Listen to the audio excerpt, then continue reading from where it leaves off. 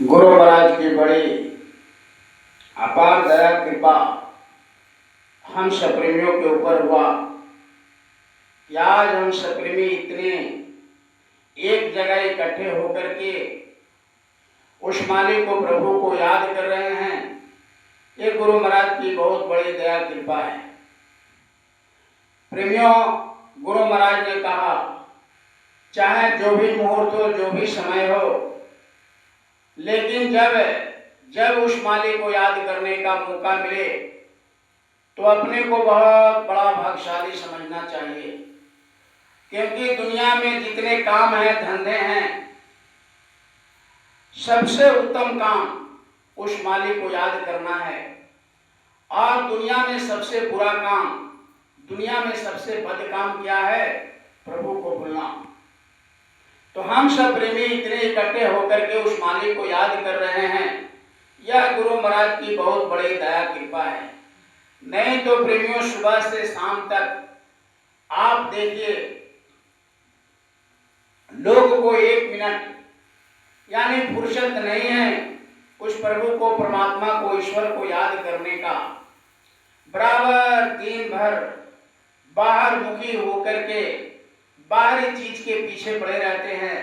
खाने में, पीने में, सोने में, मनोरंजन में, देखने में, सुनने में, इसका उसका, बाल है, बच्चा है, घर है, परिवार है, नौकरी है, चाकरी है, बाल, सारे दिन इसी में गुजर जाते हैं। लेकिन दोनों आंखों के बीच में ये जीवात्मा बैठी है। पता नहीं कितने युग बीत गए, कितने द्वापर, कितने त्रेता, कितने कलयुग, कितने सतयुग बीत गए, लेकिन हम लोग अपनी आत्मा को जगा करके उस परमात्मा से नहीं मिला सके। गुरु महाराज ने कहा कि अब की बार मौका मिला है, अब की बार मनुष्य शरीर मिला है, अब की बार उस मालिक को याद करके इस आत्मा को उस परमात्मा से लगा दो। नहीं तो यह शरीर चला जाएगा और शरीर धड़ाम से गिर जाएगा। इसको ले जाकर उठा करके ले जाकर के कहीं फूंक देंगे, गाड़ देंगे, पानी में बहा देंगे, मिट्टी में दफना देंगे, फिर तुमको याद करने वाला कोई नहीं होगा। इसलिए जितना समय है, श्वासों के पूंजी जितना बची है, गुरु महाराज ने कहा कि बाल बच्चे की सेवा करते हुए, नौकरी चाकरी आए गए सेवा सत्कार करते हुए, बिजनेस व्यापार मेहनत और ईमानदारी से करते हुए, थोड़ा सुबह और शाम को समय निकाल करके उस मालिक को, प्रभु को याद करो, जो प्रभु ने इतना सुंदर शरीर दिया। माँ को भी पता नहीं रहता कि बच्चे का कान बन रहा है, हाथ बन रहा है, नाक बन रहा है, पैर बन रहा है, गोरा है, काला है। माँ के पेट में परमात्मा ने इतना गौर करके हम सब प्रेमियों को बनाया कि दुनिया में आप घूम लीजिए, किसी के चेहरा किसी से नहीं मिलता। यानी सारे इंसान को परमात्मा ने इतना गौर करके बनाया कि सबको अलग अलग बनाया। तो कितना मेहनत और कितना गौर करके बनाए, और आज हम उस मालिक को, प्रभु को भूलते चले जा रहे हैं। ये तो भारतवर्ष है प्रेमियों। यहाँ महात्मा, ऋषि, महर्षि, मुनि, फकीर, औलिया, पैगंबर बराबर बराबर आते रहे, जिससे प्रेमियों हिंदुस्तान में थोड़ा धर्म कर्म अभी है। नहीं तो धरती से तो धर्म कर्म चला गया। अब सब इंसान भटक गए। क्यों भटक गए? क्योंकि पहले लोग महापुरुषों के पास जाते थे, बैठते थे। हर गांव गांव में मठ मंदिर, और वहां इकट्ठे होकर के लोग मालिक को याद किया करते थे। बुद्धि सद्बुद्धि रहता था, बुद्धि शुद्ध रहते थे। अब धीरे धीरे धीरे बुद्धि हर ली गई, और एक काल का देश है। काल नहीं चाहता कि कोई साधन भजन कर करके अपनी आत्मा को उस परमात्मा से मिला सके। इसलिए प्रेमियों, इस दुनिया में इतना बखेड़ा काल भगवान ने शुरू कर दिया कि अब आप यहाँ से निकल नहीं सकते। इतना बाजार लगा दिया कि बस इसी में आत्मा फंस गए। आप बिना महात्माओं के कोई यहाँ से निकल नहीं सकते। इसलिए गुरु महाराज ने कहा कि महापुरुषों की वाणी को हमेशा सर पर रखो। गुरु के वाणी को हमेशा अपने सर पर रखो, तो यहाँ भी तुम्हारा बन जाएगा, यानी लोक भी बन जाएगा और परलोक भी बन जाएगा। अगर गुरु के वचन को भूले तो यहाँ भी बिगड़ जाएगा और फिर नरकों और 84 लाख जोनियों में भटकना पड़ेगा।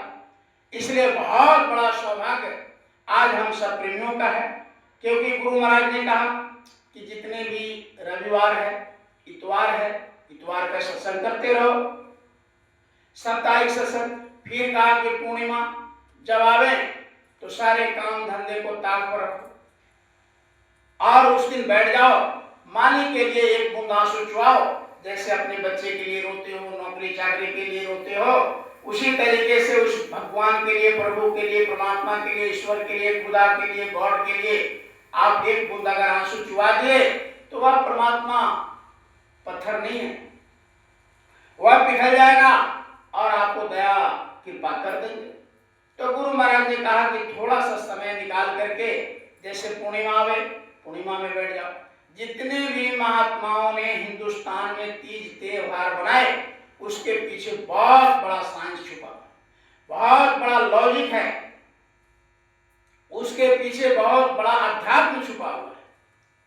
लेकिन आज सब भटक गए, आज महात्माओं से दूर होते चले गए। घर घर में बीमारी, अब घर घर छोड़ दीजिए, जन जन बीमारी, जितने आदमी हैं उतने बीमारी हो गए। तो प्रेमियों, पहले लोग बीमार नहीं पड़ते, पहले तकलीफ नहीं था घर घर में, आज जितना तकलीफ हो गया। जब तक शांति अंदर में नहीं रहेगा, जब तक आप एकाग्रचित नहीं रहेंगे, कोई पूजा पाठ नहीं हो सकता, न भजन हो सकता है, न ध्यान हो सकता है, न सुमरण हो सकता है। इसलिए गुरु महाराज ने कहा कि थोड़ा सा दुनिया का काम, दुनिया का झमेला कम करके और उस मालिक के लिए थोड़ा सा आप समय निकालिए। तो ये कितना अच्छा हुआ कि आज हम सब प्रेमी ये शिवरात्रि के शुभ अवसर पर हम सब प्रेमी अपने घर बार से निकल करके, अपने काम धंधे को थोड़ा छोड़ करके यहाँ आ गए। गुरु महाराज भी कितना खुश होते होंगे कि आज हमारे बच्चे इतने बैठ करके, एक साथ बैठ करके उस मालिक को याद। प्रेमियों, गुरु महाराज ने कहा कि जैसे तुम सुमरण करते हो, पहला नाम लिया, दूसरा नाम लिया, तो वहां के धनी ऊपर से नीचे की तरफ देखते हैं कि भाई ये इतना गुप्त नाम इनको कैसे पता हो गया, कौन मेरा नाम ले रहा है, कौन मृत्यु लोक से हमको याद कर रहा है। तो ऊपर से वो परमात्मा नीचे की तरफ देखते हैं, तो देखते इतने बच्चे एक साथ बैठकर याद कर रहे हैं, तो बहुत खुश होते हैं। तब अंदर में वो सुमरन ध्यान भजन करने का जो घाट है, इस घाट पर दया कर देते हैं। गुरु महाराज ने कहा कि घाट कहीं नहीं है, आपके अपने घाट है। हम चले गए ललबेगिया घाट, बरनावा घाट, गंगा घाट, यमुना घाट, तो वो तो बाहर का घाट बनाया, महापुरुषों ने समझाने के लिए प्रेमियों बनाया कि जैसे ये नदी बह रही है, उसके किनारे घाट है, हम वहां जाकर स्नान करते हैं, हम वहां जाकर के पानी पीते हैं। तो ये घाट बनाया। गुरु महाराज ने कहा कि उसी तरह दरिया बह रहा है अंदर, और दोनों आंखों के मध्य भाग से वो गंगा यमुना सरस्वती का संगम, कहा कि इंगला, पिंगला और सुषुम्ना, गंगा, यमुना और सरस्वती, जहां माताएं विद्या करती हैं और भाई लोग चंदन करते हैं, यही संगम है, यही घाट है। इसमें स्नान करो। उसमें तो बेग रहता है, ढाबूस रहता है, सांप रहता है, मगरमच्छ रहता है, कभी मुक्ति नहीं होता उसका। मछली जिंदगी भर रहती, कभी बास नहीं जाता उसका। लेकिन इस घाट पर मीराबाई, पलटू साहब, भीखा साहब, दरिया साहब, कबीर साहब, सावन सिंह, जयमल सिंह, बहुत सारे महात्माओं ने इस घाट पर बैठे और जीते जी उस मालिक को प्राप्त किया। तो गुरु महाराज ने कहा कि कहीं जाने की जरूरत नहीं है, आपके अंदर ही घाट है। इसी घाट पर रोज उस मालिक के लिए खटखटाओ। जैसे किसी दरवाजे पर, किसी के घर पर आप रोज खटखटाइएगा तो एक दिन खोल देगा, कौन है भाई, रोज आता है, गेट पीटता है, थोड़ा देखो कौन है। तो रोज जब सुबह यहाँ खटखटाएंगे तो एक दिन देखेगा कौन खटखटा रहा है। तो उसी तरह से इतने लोग जब हम लोग बैठ करके और उस मालिक को याद कर रहे हैं, तो वो मालिक बड़ी खुश होती है और गुरु महाराज को बड़ी प्रसन्नता होती है कि बच्चे हमारे आदेश का पालन करें। क्योंकि जितने तीज त्योहार हिंदुस्तान में है, गुरु महाराज ने उस दिन सुमरन ध्यान भजन कराते थे, सत्संग किया करते थे, नाम दान दिया करते थे। तो आज हम सभी प्रेमी यही समझते हैं कि बाबा जय गुरुदेव साधना मंदिर पर बैठकर गुरु महाराज के साथ हम लोग भी वो मालिक को याद कर रहे हैं, तो कितना बड़ा दया कृपा है। बहुत अच्छा हुआ कि हम सब प्रेमियों ने आज अपने घर परिवार से थोड़ा समय निकाल कर, और आज साप्ताहिक सत्संग दोनों हैं। तो गुरु से, अभी आपने वचन में गुरु महाराज के सुना, जब तक गुरु से प्रेम नहीं होगा तब तक कुछ मिलने वाला नहीं है। क्या कहा गुरु महाराज ने कि जब दुनिया में तुमको विश्वास नहीं होता है तो सामान नहीं मिलता है। ये तो प्रेम प्यार का चीज है, ये तो अध्यात्मवाद। गुरु से कहा कि गुरु से लगन कठिन है भाई। एक तो गुरु से लगन बड़ा कठिन है, क्योंकि संसार अपने तरफ खींचता है और गुरु अपने तरफ खींचता है। गुरु चाहे तो सबको एक बार पकड़ करके सीधे सतलोक में फेंक सकता है, लेकिन ये अध्यात्म ऐसा चीज है, ये दुनिया मृत्यु लोग ऐसा है कि अगर गुरु जबरदस्ती करने लगे तो हम चिल्लाने लगते हैं, तड़पने लगते हैं कि मेरा ये जा रहा है, मेरा वो जा रहा है, मेरा वो जा रहा है। गुरु महाराज ने एक बार अपने मुख से सुना है कि एक माता जी थी, आश्रम पर बहुत बुजुर्ग रहती। हम लोग वहीं आश्रम पर सेवा कर रहे थे, मंदिर में पत्थर लग रहा था, तो सुबह के गुरु महाराज ले जाते थे, 4 बजे भोर में घंटी लगवाते थे, ले जाते थे, परमार्थी सेवा करवा कर ले आते थे। और जो आपने देखा होगा मथुरा में छोटा मंच अंदर में, वही मंच से गुरु महाराज जब हम लोग आते थे सेवा करके, परमार्थी सेवा सुबह करके, तो गुरु महाराज 30 मिनट कभी 45 मिनट में घंटा भर, घंटा से ज्यादा नहीं करते थे, घंटे भर सत्संग करते थे। उसके बाद कहते थे बच्चे अब तुम अपने अपने सेवा में चले जाओ। मंदिर वाले मंदिर में चले जाएंगे, ईख वाले ईख में जाएंगे, सब्जी वाले सब्जी, मोहल्ले वाले मोहल्ले जाएंगे, गाय सेवा करने वाले गाय, गौशाला में जाएंगे। ऐसे सबका काम बटा हुआ था, सब लोग अपने अपने कार्य में चले जाते थे, सेवा में चले जाते थे। तो उसी में गुरु महाराज ने सुना कि एक माता जी थी, अंदर में रहती थी, बहुत बुजुर्ग हो गई थी। जब गुरु महाराज के सामने आती थी या गुरु महाराज टहलते जाते थे उधर घूमने, तो जब सामने पड़ती थी तो गुरु महाराज कहते थे कि गुरु जी हमको उठा लीजिए, ले चलिए, हमको अपने धाम में ले चलिए। रोज कहती थी तो गुरु महाराज समझते थे, देखो गुरु संत ना देखे चाल कुचा, और वो परखे अंदर का है। हम लोग ऊपर से बड़ा कहते हैं कुछ कुछ बहुत। गुरु महाराज जब आते थे तो कितना दौड़ते थे, गुरु महाराज मंच पर आए, कहीं गए, दौड़ कर दर्शन करने। तो बाहर से जितना हम लोग प्रेम है, अगर अंदर से उतना हो जाए तो एक दिन में काम बन जाएगा।